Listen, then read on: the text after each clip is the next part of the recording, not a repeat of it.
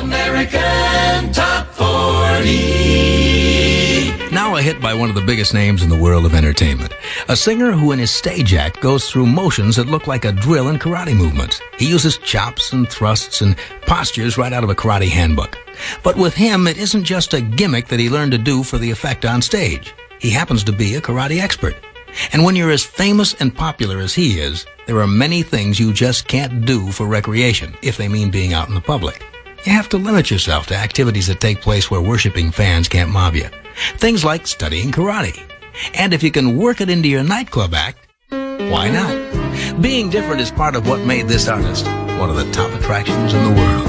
At number 22 this week, here's Elvis Presley. Oh, how Casey's Coast to Coast. Now the 23rd most popular song in the country. There's a lot to admire about the man who sings it. He was a millionaire superstar when he was drafted into the Army back in 1958, and he could easily have arranged an assignment for himself as an entertainer in special services where the duty was a lot easier to take than in most other units. But that wasn't his style. He chose to train as a tank crewman, and then served out his time in Europe where he worked his way up to the rank of sergeant. Then at the end of his hitch, he was shipped back to the States and discharged, and his mustering out pay came to $145. Well, as he walked out the gate, a civilian once again, there to meet him, along with Colonel Parker, his manager, of course, was a man from his record label, RCA, with a royalty check for his record sales of the past several months. It was $850,000. His latest hit is called My Boy. Here's Elvis. American Top 40. This is Casey Kasem on American Top 40 in Hollywood. The biggest single entertainment personality America's ever produced is the man who sold more than 500 million records, dominated the pop charts for more than 2 decades, the man who starred in 33 films and several of the highest-rated TV shows in history, the man who gave 2 generations of Americans a musical voice to express their hopes and dreams and frustrations, the man whose first name alone identifies him in every corner of the world, the man they call the King, Elvis Presley. You know, in the nearly 2 weeks since he died, the media has been filled with stories about his extraordinary achievements. And here on American Top 40, the overpowering chart dominance of Elvis Presley has been the first and last word of the rock and roll story that we've been telling you every week for 7 years now. It's almost an understatement to say that Elvis Presley changed forever the course and sound of popular music.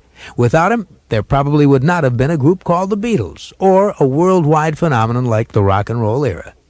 Through the years, I've enjoyed a lot of his records, but the one that has moved me the most was the one that I saw him do live in his Las Vegas debut several years ago. I'd like to play it for you now.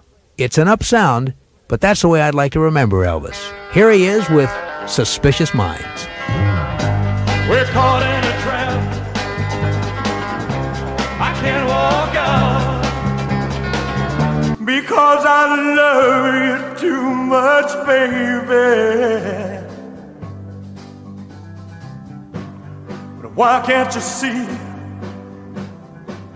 what you're doing to me when you don't believe a word I say?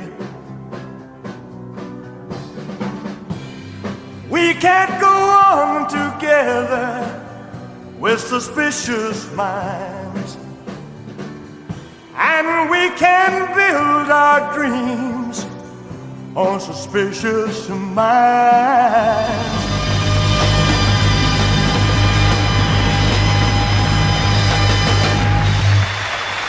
Elvis Presley from an album that captured his live performance in Las Vegas. That was Suspicious Minds, a song that I'll never get tired of hearing. Now on with the countdown. This is a special countdown we do at the end of every year on American Top 40, a survey of the 100 top hits of the past 12 months. Rock and roll fans will remember 1977 as the year a living legend died. At exactly what point in his career Elvis Presley became that legend is impossible to say. He certainly became a superstar almost the moment he began hitting the pop chart in 1956.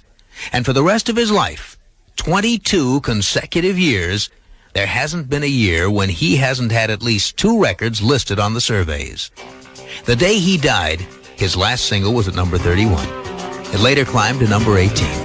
Here it is, at number 77 for the year.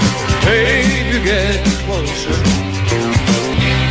Way on down, way on down. The undisputed king of rock and roll had the 77th biggest record of 1977. Way Down. 76 hits to number 1, and the countdown rolls on.